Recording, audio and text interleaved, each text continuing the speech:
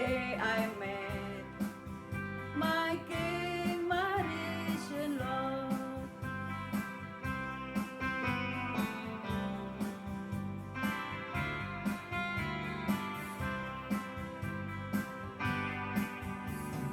Well, I'm going back to Jerusalem. Someone telling me I must go home. And the light always on. Shalom Bapak Ibu, kembali kita beribadah pada minggu terakhir di bulan Juni tahun 2020. Marilah kita siapkan hati kita untuk menerima ibadah kita pada pagi hari ini. Mari kita naikkan pujian bukti kebesaran.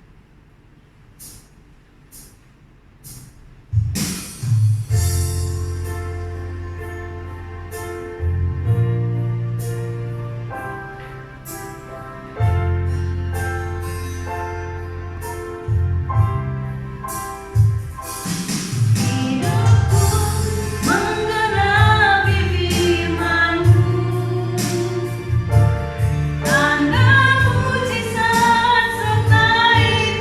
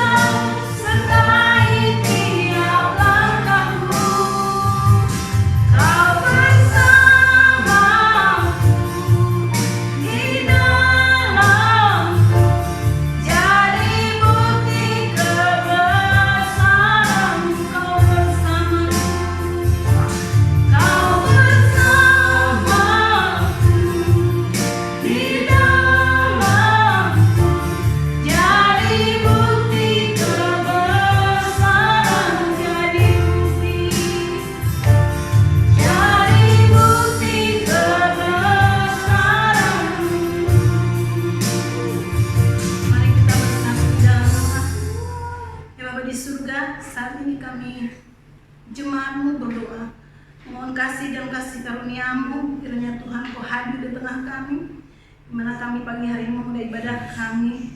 Di minggu pagi ini Bapa, kami berserah penuh kepadamu, supaya Engkau memberikan pernyataan serta hikmat dan berkat-Mu melalui ibadah kami pada pagi hari ini. Terima kasih Bapa, berkati hamba-Mu yang akan menyampaikan kebenaran firman-Mu. Berkati jemaat-jemaat di mana mereka saat ini beribadah, adalah hikmat otoritas daripada Tuhan tercurah bagi mereka.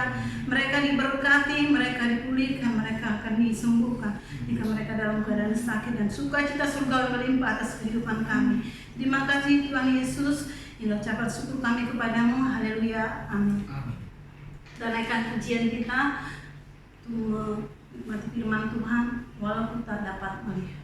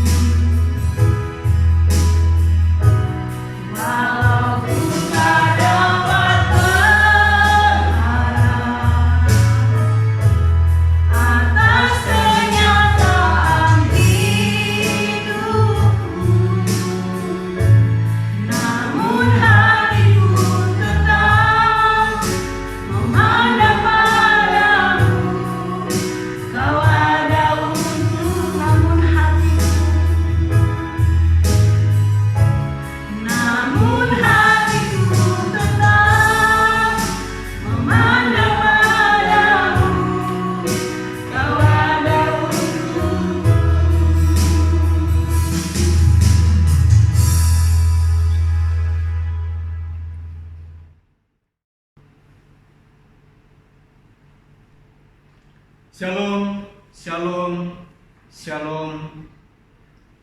Jumpa kembali melalui ibadah online pada pagi hari ini. Kiranya Bapak Ibu Saudara dimanapun berada memperoleh berkat melalui pemberitaan firman Tuhan. Mari kita tundukkan kepala, kita berdoa. Turunlah rahmat dari tempat tinggi yang mengurapi kami dengan pengertian dan hikmat untuk dapat mengetahui rencana Tuhan, kehendak Tuhan dalam segala situasi teristimewa di hari-hari ini, di mana dunia secara global sedang mengalami perubahan. Karena itu Bapa, kami memerlukan kekuatan Tuhan, memerlukan hikmat Tuhan. Firman-Mu adalah tuntunan kehidupan bagi setiap orang yang percaya. Karena itu biarlah hati kami terbuka bagi kebenaran firman Allah. Kami halau dari kehidupan kami segala kefasikan, segala ketidakpercayaan, segala tipuan setan yang bekerja di hati dan pikiran kami. Di dalam nama Tuhan Yesus Kristus digantikan dengan pengurapan dari Roh Kudus. Terima kasih Bapa. Kami mengucap syukur dan sambut firman-Mu. Di dalam nama Tuhan Yesus, Allah sumber berkat hidup keselamatan, kita mengucap syukur dan berdoa. Haleluya. Amin. Bapak Ibu yang dikasihi Tuhan Yesus Kristus, hari-hari ini kita sedang diperhadapkan perang, konflik sosial, bencana alam, penyakit sampar, penyakit menular yang mematikan. Keadaan ini telah mendatangkan penderitaan yang hebat bagi umat manusia. Rasa takut, kemiskinan, lapar, penyakit, dan kematian menghantui. Ini sedang terjadi di berbagai wilayah, bahkan terjadi secara global. Kurang lebih 7 bulan dunia terkurung oleh pandemi virus. Mental, sikap hati orang berbeda-beda menyikapi keadaan ini. Bagaimana bisa bertahan hidup? Bagaimana bisa melawan keadaan yang sedang menimpa kehidupan umat manusia? Hilangnya pekerjaan, pendapatan, semua serba terbatas. Sebagian orang lagi sedang berjuang melawan sakit penyakit. Yang lain harus kehilangan kerabat. Sampai kapan? Apakah kita harus mundur atau kita terus maju menjalani kehidupan ini? Hal yang mirip dituliskan di dalam kitab 2 Raja-Raja pasal yang ke-6 ayat 24 sampai pasal 7 sampai ayat yang ke-20. Saya bacakan beberapa ayat saja bagi kita.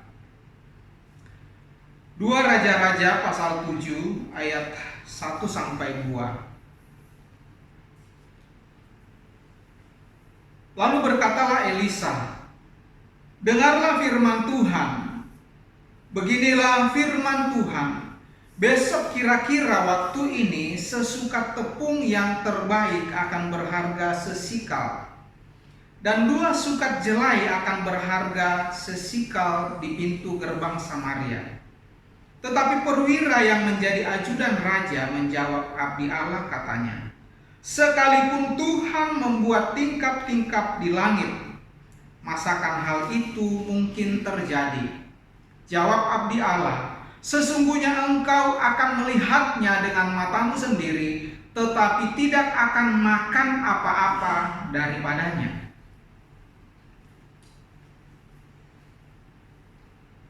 Ini adalah kisah di mana Israel, lebih tepatnya kota Samaria, terkepung oleh tentara Aram. Tidak ada orang yang bisa keluar dari benteng. Tidak ada orang yang bisa beraktivitas di luar benteng. Hal ini mengakibatkan kelaparan yang hebat melanda Samaria ketika itu. Di sana terjadi penderitaan yang dahsyat. Kelaparan ini mengharuskan orang membeli apa saja untuk dapat menyambung hidup sekalipun dengan harga yang tidak wajar. Bahkan yang sepantasnya tidak dimakan, yang bukan bahan makanan pun harus dimakan oleh penduduk Samaria ketika itu.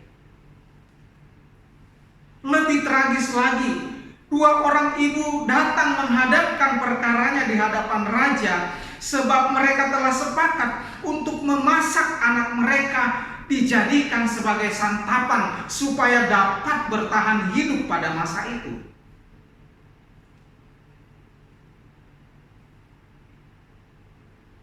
Kalau kita membaca seluruh kisah ini, kita akan menemukan peristiwa-peristiwa yang sangat mengenaskan.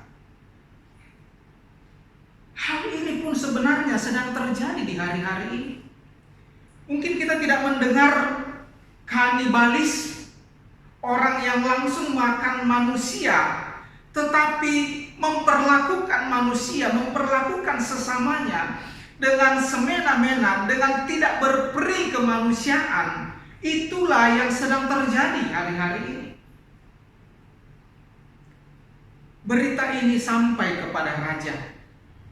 Lalu raja mengoyakkan kebesarannya. Ketika itu Elisa menjadi nabi di Israel.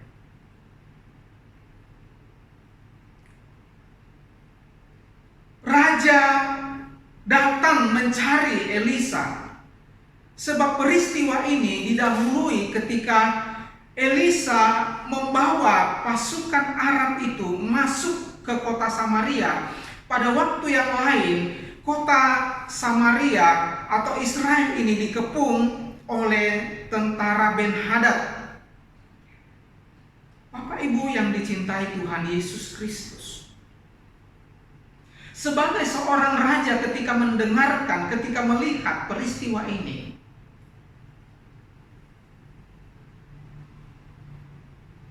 dia pun tidak mampu berbuat apa-apa. Dia datang mencari Elisa sebagai abdi Allah, bukan untuk meminta Elisa supaya berdoa kepada Allah, supaya Allah berbelas kasihan bagi bangsanya, supaya Allah berbelas kasihan bagi orang yang terkurung oleh penderitaan. Tetapi raja ini menyalahkan Tuhan dengan berkata penderitaan ini datang dari Tuhan. Karena itu untuk apa lagi aku percaya kepada Tuhan? Seringkali apa yang terlihat oleh mata kita seketika dapat merontokkan kepercayaan kita kepada Allah.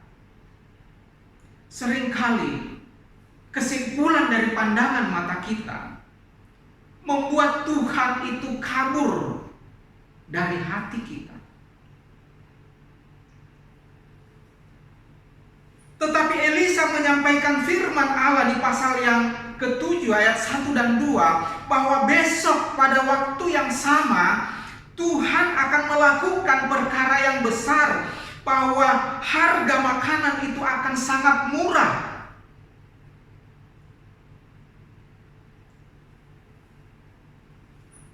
Lagi-lagi keadaan membuat orang susah untuk mempercayai firman Allah. Pengawal raja ini berkata kepada Elisa, sekalipun Tuhan menyediakan tingkap-tingkap langit, sekalipun Tuhan membuka perbendaharaan langit, mustahil harga makanan semurah itu.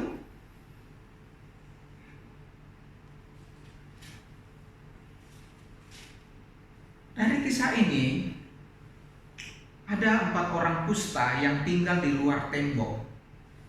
Sebab orang kusta akan mengalami pengasingan. Orang-orang kusta pada zaman itu tidak boleh tinggal dalam lingkungan masyarakat yang normal, tetapi mereka harus diisolasi, mereka harus tinggal di luar tembok. Keempat orang kusta ini berkata, kalau kita masuk ke dalam tembok, kita masuk ke dalam kota, kita akan mati kelaparan. Kalau kita berjalan maju menuju perkemahan tentara Aram, kemungkinan besar kita akan mati oleh pedang. Tetapi keempat orang kusta ini mengambil keputusan yang bijak dalam hidup mereka. Daripada mati terhimpit oleh kedua hal ini, lebih baik kita gambling, nasib-nasiban, untung-untungan. Kalau kita masuk ke dalam kota, kita sudah pasti menderita dan mati kelaparan bersama mereka yang ada di dalam. Tetapi kalau kita maju ke perkemahan tentara Aram, bisa saja mereka berbelas kasihan. Bapak Ibu tahu,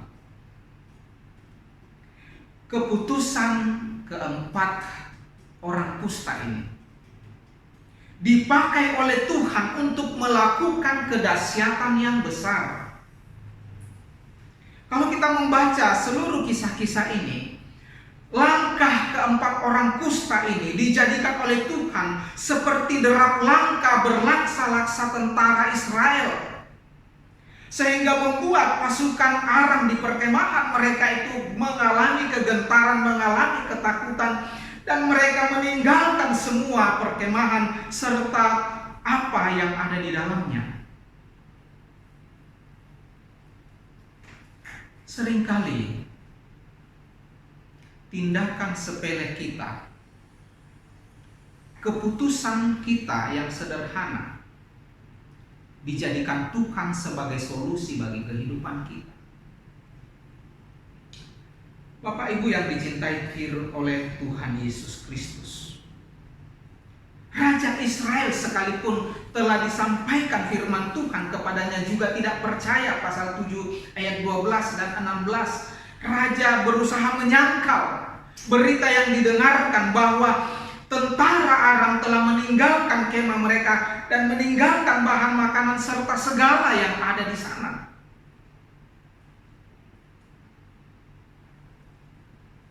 Dari pelajaran ini, dari kisah ini, hal yang harus kita tanamkan di hidup kita sebagai orang percaya. Yang pertama, firman Tuhan pasti digenapi. Firman Allah tidak akan kembali dengan sia-sia. Firman yang telah diperkatakan itu tidak akan pulang kepada Tuhan tanpa ada hasil. Yesaya 55 ayat 11 mencatatkan, orang percaya atau tidak percaya kepada Tuhan, tidak percaya kepada firman Tuhan, tidak akan merubah keputusan firman Allah. Pasal 7 ayat 19 sampai 20. Pada waktu itu si perwira menjawab abdi Allah itu, sekalipun Tuhan membuat tingkap-tingkap di langit, masakan hal itu mungkin terjadi? Kata Elisa kepadanya, sesungguhnya engkau akan melihat dengan matamu sendiri, tetapi tidak akan makan apa-apa daripadanya. Demikianlah terjadi pada orang itu. Rakyat menginjak-injak dia di pintu gerbang, lalu matilah dia. Seringkali ketidakpercayaan menjadi petaka besar bagi kehidupan kita. Seringkali ketidakpercayaan menjadi kehancuran dalam perjalanan hidup kita. Bapak Ibu yang dicintai Tuhan Yesus, keadaan tidak boleh mengalahkan kepercayaan kita, apalagi menghilangkan keyakinan kepercayaan kita kepada Allah yang sanggup, Allah yang berdaulat, Allah yang berotoritas atas seluruh kehidupan kita. Dikatakan di Yohanes 11 ayat 40, jika engkau percaya, engkau akan melihat kemuliaan Tuhan.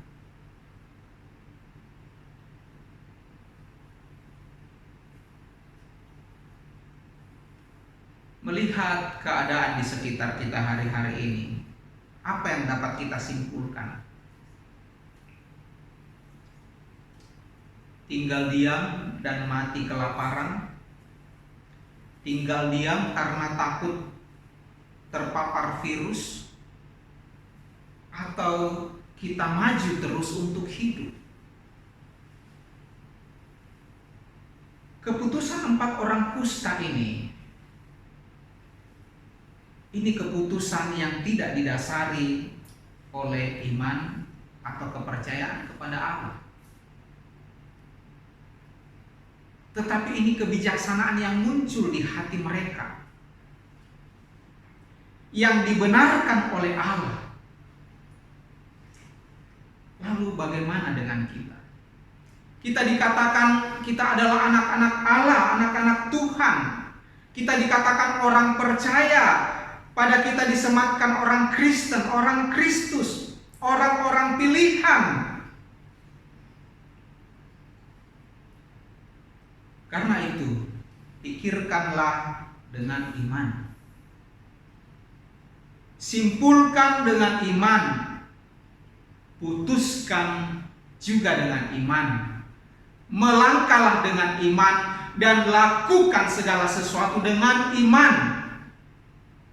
Tanpa iman, orang tidak mungkin berkenan kepada Allah. Kalau ada iman, doa memiliki kuasa. Amin Bapak Ibu. Kalau ada iman, Allah akan berkarya. Kalau ada iman, setan dikalahkan. Kalau ada iman di dalam hidup kita, maka tubuh kita ini terpelihara, tidak akan dikalahkan, tidak akan dijangkiti oleh penyakit sampar yang mematikan. Sebab Allah adalah apa yang kita percayai akan Dia.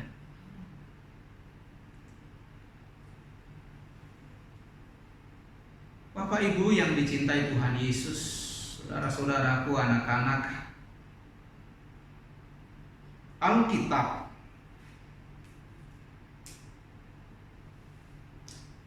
firman Allah yang tertulis ada pada kita. Hamba-hamba Tuhan berbicara mengkhotbahkan tentang Tuhan pada kita. Terlebih lagi Roh Kudus Allah telah diutus datang pada kita dan tinggal di dalam kita untuk menolong kita menjalani hidup sebagai orang percaya, sebagai anak-anak Tuhan, sebagai orang Kristus, sebagai orang pilihan.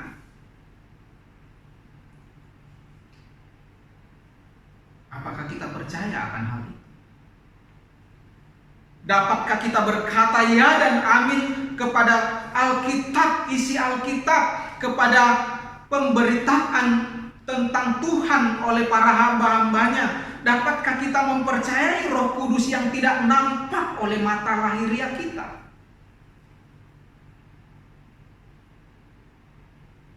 Percayakah kita bahwa firman Allah Alkitab itu? Percayakah kita bahwa penyampaian hamba-hamba Tuhan? Percayakah kita bahwa dorongan Roh Kudus itu dipakai oleh Allah untuk menolong hidup kita hari ini dan nanti?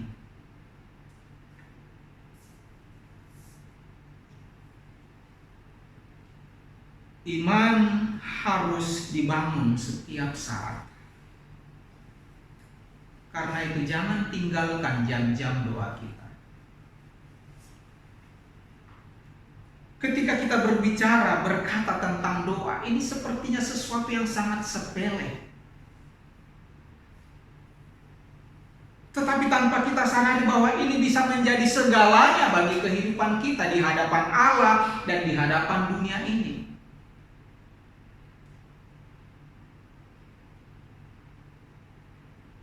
Orang yang terus menabur di dalam doa, juga orang itulah yang akan menuai di ladang-ladang doanya. Amin Bapak Ibu.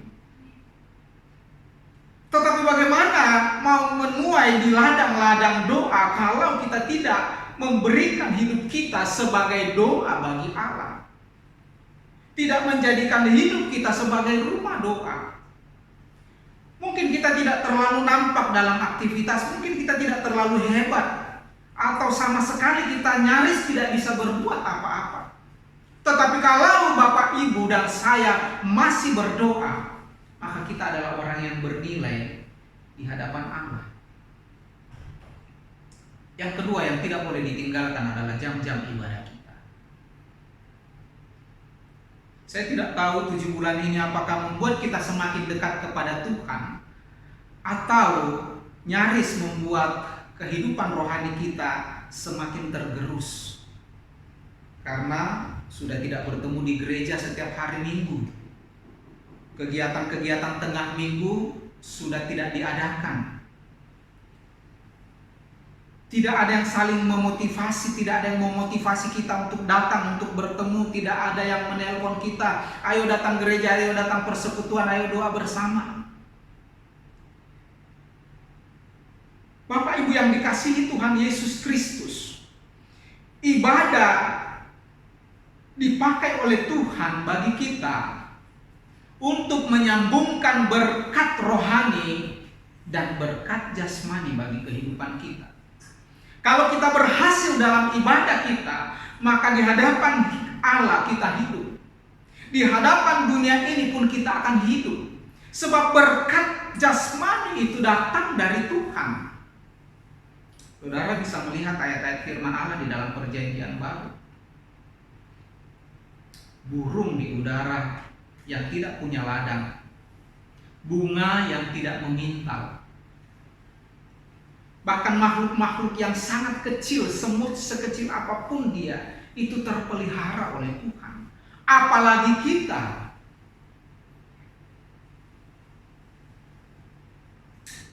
Bapak Ibu yang dikasihi Tuhan Yesus Kristus, juga ibadah diberikan kepada kita untuk melihat penggenapan janji Allah bagi kehidupan kita. Allah dan karyanya adalah apa yang saya dan Bapak Ibu Saudara percayai tentang Dia. Kiranya melalui pemberitaan firman Tuhan pagi hari ini, kata percaya ini, kata iman ini, kita coba masuk ke dalamnya. Sebab hanya di dalam iman, di dalam percaya kita dapat melihat Allah dan karyanya. Terpujilah Allah di dalam nama Tuhan Yesus yang dengan setia dan kasih-Nya memelihara hidup kita pagi hari ini sampai di kekekalan. Mari berdoa. Kami bersyukur kepada Allah sebab telah memberikan Alkitab, perkataan Allah yang tertulis bagi kami. Juga telah memperdengarkan tentang Allah melalui pemberitaan hamba-hamba-Mu hari-hari ini. Teristimewa Roh Kudus-Mu Engkau taruh di dalam kehidupan kami, supaya kami dapat melihat Allah di sepanjang perjalanan hidup kami, supaya kami tidak gugur di tengah dunia yang sedang binasa ini, supaya kami dapat melihat Allah di tengah gelapnya dunia. Kami berterima kasih kepada-Mu ya Bapa, sebab kisah-kisah di Alkitab dapat menjadi teladan bagi kehidupan kami, bahwa Allah bekerja, Allah berkarya dulu, hari ini, dan akan datang. Karena itu tambahkan iman kami, keyakinan kami, kepercayaan kami kepada-Mu ya Bapa. Terpujilah nama Tuhan Yesus Kristus yang telah berkuasa, berotoritas atas kehidupan kami masing-masing. Di dalam nama Tuhan Yesus Sang Firman, kita mengucap syukur dan berdoa. Haleluya. Amin.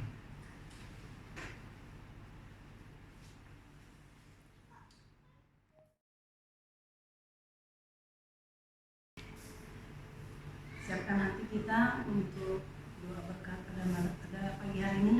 Kenaikan kajian waktu Tuhan.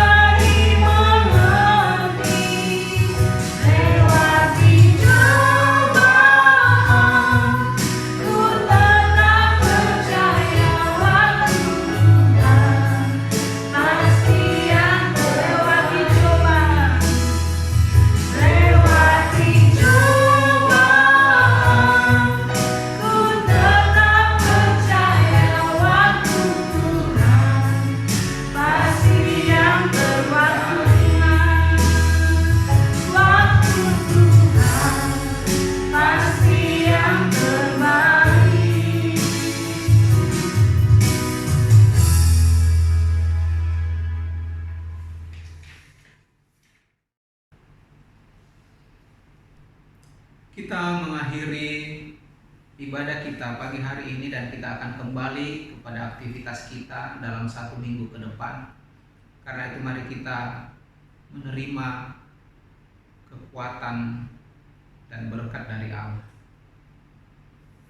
Terima kasih karena kami percaya kepada Allah yang berdaulat, Allah yang memiliki kemutlakan, Allah yang berotoritas penuh atas kehidupan umatnya, kehidupan semua orang, bahkan semesta ini. Kepadamu kami berdoa menaruh pribadi kami masing-masing. Tambahkan iman kepada kami hari lepas hari, supaya kami dapat mengenakan seluruh perlengkapan senjata Allah, melawan segala pekerjaan tipuan iblis di tengah dunia ini. Tolong dalam rumah tangga kami masing-masing. Kiranya Allah Bapa memberkati setiap pasangan suami istri, bahkan yang single parent, mendampingi anak-anak mereka. Kami berdoa kiranya berkat dari Allah Bapa turun ke atas semua anak-anak kami, turun ke atas semua keluarga besar kami. Peristimewa kami berdoa dan bersyukur bahwa anak-anak kami sebagian telah diterima di sekolah pada jenjang yang lebih tinggi. Juga anak-anak kami yang telah naik kelas, bahkan yang telah lulus. Kami berdoa kiranya pemeliharaan Tuhan turun bagi mereka, mendampingi, menyertai, dan tinggal di dalam hidup mereka dalam masa pertumbuhan. Kami juga berdoa menaruh seluruh pekerjaan usaha kami, bisnis kami ke dalam tangan Tuhan. Kami tidak tahu apa yang terjadi ke depan, tetapi apa yang kami percayai bahwa rancangan Tuhan bukan rancangan kecelakaan, tetapi rancangan damai sejahtera. Karena itu turunlah juga berkat-Mu atas semua hamba-hamba Tuhan, semua orang-orang kudus Tuhan. Turunlah berkat-Mu ke atas semua pemimpin-pemimpin, teristimewa juga atas pemimpin bangsa Indonesia. Turunlah pengampunan dan kasih Tuhan kepada setiap orang yang sedang berjuang melawan virus corona, supaya mereka memperoleh kesembuhan, pemulihan. Kami berdoa berkati para medis, berkati aparat keamanan. Kami juga berdoa kepada-Mu ya Bapa, menaruh pelayanan kami ke depan, kerinduan kami sebagai umat-umat-Mu supaya kami boleh bersekutu kembali di rumah-rumah ibadah yang telah Tuhan sediakan bagi kami. Turunlah rahmat-Mu ya Bapa atas setiap orang-orang kudus-Mu yang senantiasa berdoa syafaat bagi kesejahteraan umat manusia, bagi keselamatan jiwa-jiwa, yang terus berdoa mendukung pelayanan hamba-hamba Tuhan. Dari tempat ini kami berdoa, kiranya turun penghiburan kepada setiap umat-Mu yang sedang berduka, turun kekuatan kepada setiap umat-Mu yang sedang mengalami kelemahan. Turunlah pengharapan kepada setiap umat-Mu yang ada di dalam kebingungan dan ketidakpastian. Sembuhkanlah yang sakit. Teristimewa kami berdoa kepada-Mu ya Bapa, biarlah perlindungan Tuhan membungkus kami.